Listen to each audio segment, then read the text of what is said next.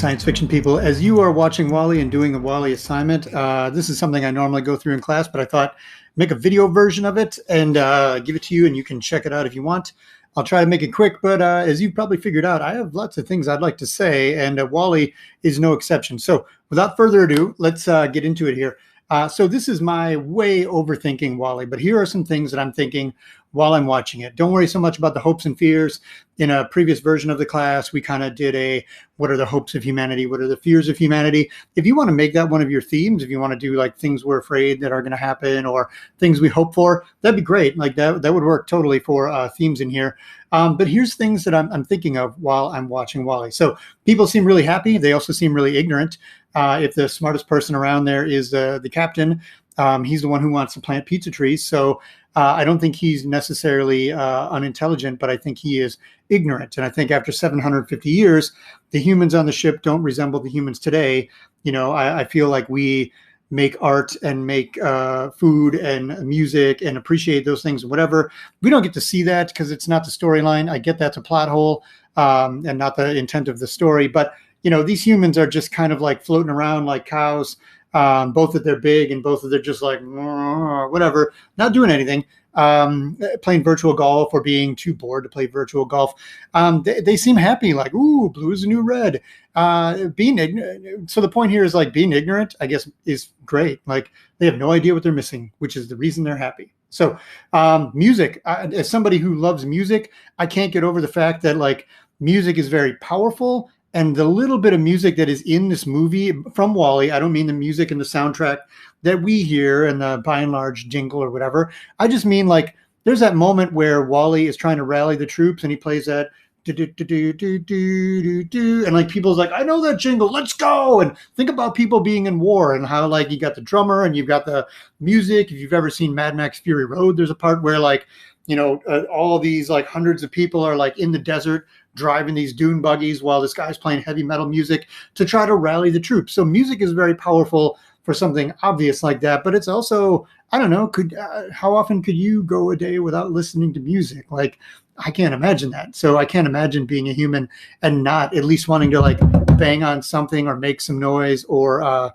sing or hum or whatever. Like to have that drilled out of you, that scares me a little bit about these humans. Robots, I think I've covered the fact that these are some pretty amazing robots, WALL-E in particular. I like Eve, her plot arc going from being like the shoot first, doing my job type of robot to being the robot with some autonomy, some heart, some friendship, how she learns those things.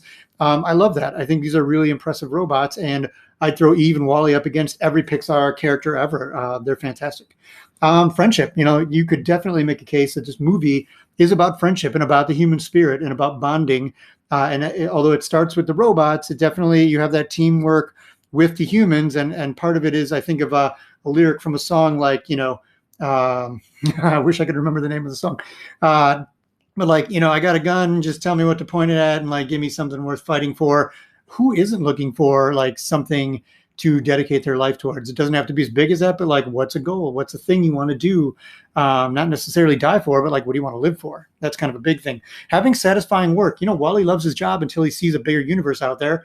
And there's something to be said about the captain, like, I'm pushing the buttons. I'm reading the announcements for the sesquicentennial or whatever it is, until he finds like a higher purpose. And I think there is a time in everybody's life where you figure out what kind of matters to you, and you'll find the work that is satisfying. It may not be the work you get paid for, but the word work is overused, and jobs, you know, you're not here to pay bills. You're here to do other things, hopefully.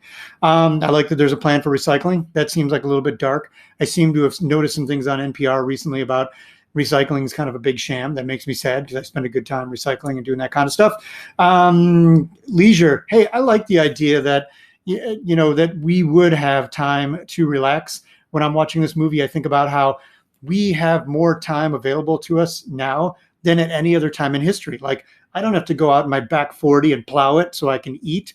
I don't have to hunt down and like get dinner or anything like that. The most I've got to do is like stalk my prey at the by and large supermarket or the pick and save and find something in the meat section, bring it home, grill it, and feed it to my family. And like, if I don't want to plant stuff, I'm not going to plant stuff like that. I like that I have lots of time for leisure Not that I'm lazy, but like how I think you should have time to do things that are enjoyable with your time.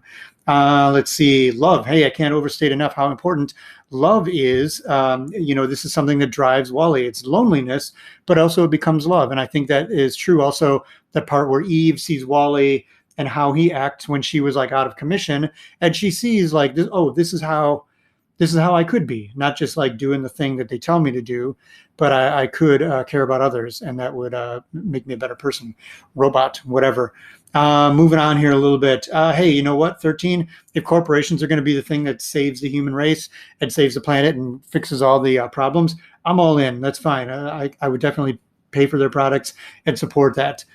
Beauty, like just enjoying things because they're beautiful. And I don't remember exactly what I saw, where I was in the story when I saw that. Number 15, I love that there's a place and a chance for guys like WALL-E, like a big-hearted, emotional, um, thoughtful person who's a bit awkward. I mean, can you imagine being 750 years alone and then seeing your first person? Amazing he shows as much as restraint as he does. Number 16, Eve is a strong, independent woman. I love it. I don't love that she just blows stuff up right away, but we'll give her a pass because by the end, she is totally that. And Disney and Pixar are fantastic for that. I love, my young ladies in class, my daughter, women seeing Eve and seeing like she has a story and she is an important part of this the storyline. She isn't. She matters. She means a lot to the story and to the people around her. But she also has to find that confidence and find it within herself, and also have other people show her the way. Sort of. Let's see here. Number 19, the pleasures of firelight versus artificial lighting. Now, I don't think you can do your whole assignment about this, but do you remember when you went out into the forest and you sat around the halogen lights? And no, you don't. You had fires because there's something primitive about it. And the fact that like for 750 years, people have not been having bonfires or burning things or using it, like that's a real primitive thing to drive out of the human race. I bet nobody on that ship knows how to start fire. And Eve finds that and they're like, ooh, I'm sure the first people who found fire were and reacted similarly. Let's see, not giving up on a friend who's sick. Let's see. Love is found in the things we do and nobody's watching. I would say character is found in the things we do and we think nobody's watching. WALL-E's a good guy because when people are unconscious or whatever, he's still trying to help them out. I would say that's true of any of us. When somebody's not looking, how you act, that's who you are, probably. So that might be a deep, dark thing, but hopefully you're like, no, I'm good. Let's see, space travel. Seems like a real obvious one right now. Well, how far can we get? Maybe to Mars. These people are like interplanetary space traveling. It's a little dark that we didn't find other planets or other people or beings, but again, 90-minute movie. Like that was not their plan here. As I'm watching it, I notice Eve, you can't help but pick up the biblical references. She's also egg-shaped, which is like the symbol of life and whatever. You got Mary and John, which is not far from Joseph, and it follows kind of a Judeo-Christian type thing if you are into that kind of putting it together. Hey, floating Barca loungers, we don't have those. And ever since 1985, Back to the Future, or whatever the one year came out next, we were told we were going to be having hoverboards. I don't have a jetpack and I don't have a hoverboard, but I'm hoping in my lifetime that those things happen. Then again, maybe that would not be a good idea. What else here? I've got love down there twice. Caring enough about somebody to be sad if they die. Hey, some of these people don't seem to have a real purpose to their lives. They're just eating eggs in cups and being thrilled that they can change their tunic onesie thing from blue to red or the other way around. Having a meaningful life. Let's see here. Strong, independent women. You can see my brain is wandering by the time. Here's some things that I see in this movie that I fear could come to pass and are happening right now. There's certainly a lot of garbage, too much stuff. Go through your house, go through my house. Like how many different versions of the same thing do you have? Like how many different, utilities and things you have in your house? How many different ways you have to cook things? Or, I don't want to point the finger because I've got redundancy throughout my house and we try to streamline, but you know what? I got a lot of clutter. I've got a lot more things than my grandparents and their grandparents certainly had and needed. The weather, hey, that's pretty terrifying. We're seeing some pretty terrible storms out west right now, and it's not like it's the first time it's been happening. There are literally fire tornadoes going on in California right now, and that, the kind of stuff that WALL-E has to avoid is, pretty deadly type of thing. And he's been lucky to avoid that. The corporate takeover, by and large, is everywhere. A corporate monopoly is not good for business. It's not good for consumers. It's not good for capitalism. So if by and large it owns everything, and it seems to be everywhere, even on the moon, that tells me that there was kind of a corporate takeover of everything. The guy who is talking to people on the by and large thing, is he the president? Is he the CEO? Is he both? I don't know. Just being lazy. Like, the goal of life is not just to relax, but it's to have a fulfilling enough life that you can relax and you can enjoy relaxing. Then again, there are probably people who do nothing but relax and their lives are fantastic. And maybe I'm a bit neurotic about getting so much work done before I relax and enjoy myself. And I could probably learn to take it easy a little bit. I look forward to working on taking it easier. Maybe you should too. Let's see, having no work to define you. Global warming, like the planet's all messed up in this place, in this movie. Number 11, I can't say enough about music here. I don't want to live in a world where there's no music, or even if I'm the last person on earth and I remember a couple songs, you know what? I'm going to be teaching people those songs. If that means I need to like sing a little bit of like Slayer's Raining Blood or whatever I remember of like NWA or whatever rap group, Beastie Boys, stuff that I grew up with that I remember, you know what? I'm going to be like the storyteller around the fire who is trying to do the lyrics to Paul Revere so people can remember it and pass that on. Whatever songs we all remember, let's be in on the pact here. We're going to make music live beyond us.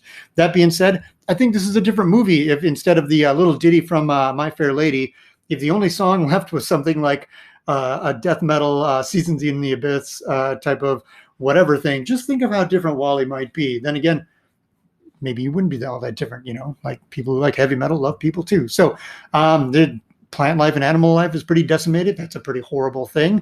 No animals. Forgetting our culture and losing our past.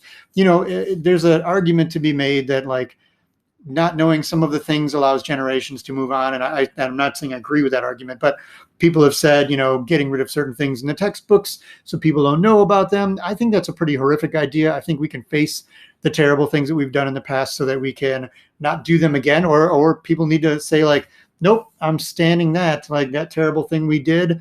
I'm on the side of the terrible thing, and then good, because then we can call those people out. Number 16, there doesn't seem to be a whole lot of human contact. Again, this is not a movie about that. This is not exactly a children's movie, but it is a PG movie. It is a Pixar movie. But the fact that John and Mary's hands touch and they're like, oh, that's kind of nice, that leads me to believe that there's not a whole lot of that going on. Without like getting too much into it here, if people have kind of like lost that primitive urge to be with each other physically in the biblical sense, to have children, procreate, whatever, that says a lot about humans. Like, you don't want to make music, you don't want to make love, you don't want to cook food, you don't want to paint, you don't want to make music, whatever. Like, these humans are human-like. They're kind of post-human, but they're kind of lame. I'm kind of disappointed in my distant ancestors in the future that these things are, they've lost all of these things that made them who they were. Then again, there are babies, so like I shouldn't overthink this. But the point of this video is overthinking WALL-E. So corporations having too much power here. Again, I've said this in this class, I should put my tinfoil hat on. These are not necessarily my beliefs. These are things that I'm thinking, and I think other people are probably thinking as they're watching the movie. Let's see, number 20. We don't know what to do when somebody like points a gun at us, like Eve. Being indifferent to each other. This one, okay, I'll own up. This is something that I do believe. I think the biggest threat to humanity is being completely indifferent to each other, to not having any empathy. And I understand, I really get that like sometimes it's overwhelming to be able to care about everything, but that's not exactly what you need to do. Yeah, just putting your energy into like, oh, I feel bad about that. I feel bad about that. I feel bad about what happened to these people. That's not how, you'll just go crazy and lose all your energy doing that. But taking the time to have empathy and understand what somebody's going through, and knowing that I can't understand what people are going through in that culture or this culture, or I can't understand what women are going through when they're persecuted as a man, that kind of thing. But at least taking a moment to understand that there are things you don't get, and that these people have a valid point when they say these things have been happening for a long time. I think it's important that we keep in mind that being indifferent to each other is a quick road to the end of humanity. Like just watching out for yourself and not everybody around you. When people go, we all go. You know, when the animals go, we all go. So um, you don't love thy neighbor, or at least tolerate your neighbor. You know, if you disagree with their politics, find something else because we are still human. Let's see. Too many things automated, no room for individuality. The obesity is an obvious one, and they try to explain that away as being the bone density loss and whatever. But it's definitely a sign to us, like, hey, get out there and walk or do something or eat a little bit better. Don't just like eat eggs in a cup, or eat something that's real food, not something that you just bought off the. If you didn't buy it on the perimeter of the supermarket, it's probably not a food. It's a food-like product, which gets a little bit far into like philosophy of food, but tell me I'm wrong. Like if it has more than 5 ingredients, it's kind of a food-like product. Hey, number 33, we still age and die. What's up with that? Not that they showed that, but like that is suggested, and there are older people. Um, how about can we be post-death? Can we move past that? What else here? People are pretty stupid here. They're pretty oblivious. They're too obese to sit up. No sports, no art, no literature, no, what else here? The misfits, anybody who gets out of line, they just get locked up. Let's see here. That kind of takes us to the end of most of this here, relying on a Microsoft product to save us. Whatever. And, the people are kind of brainwashed. The last one here that I thought of, actually, it's a quote from Richard Pryor, who said, who was a black comic. And one of the things is he had a bit where he was talking about in the 70s how he had seen this movie called Logan's Run, which is a science fiction movie. And he made this observation during a stand-up, and he said, hey, you know what I noticed? Ain't no brothers in this movie. And people laughed. And he's like, you know what that means, right? Like, this is a futuristic movie. It means people don't expect us to be here. And like, people laugh uncomfortably, but one thing about really good comics is that there's usually a shred of truth to what they're saying. And like, this is not a new thing, but Richard Pryor, he's making a really important point. And I know that it doesn't need to have the same kind of inclusion. And there definitely were black people and Asian people, and there were more than just non-white people, but it was majority white people. And I think that things have gotten better. I don't want to overstate this here, but like, it is a point. And I think science fiction is usually pretty progressive about having a wide variety of people, because usually it takes like a world culture to be able to do things in space. But this is just me overthinking WALL-E. If you found something in here that you would rather talk about other than the obvious thing, which is the Earth being trashed, you should definitely pursue that, because I'm more interested in you making some meaning out of WALL-E than just figuring out what you think I might want. Okay, so see you in class.